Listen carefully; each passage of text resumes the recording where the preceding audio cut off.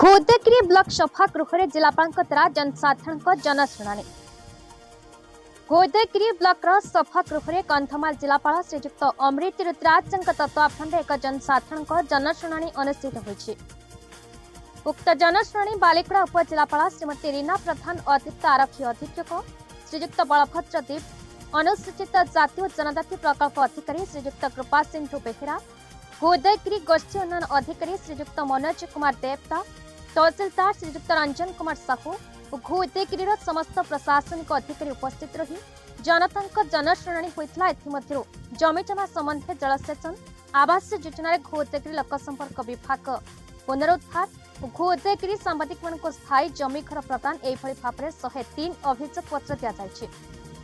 साधारण आलोचना होछि एभली जनशुणाणी शिविर अभियोग पत्र देउछु किंतु किछि प्रशासन कार्यकारी करूनांती।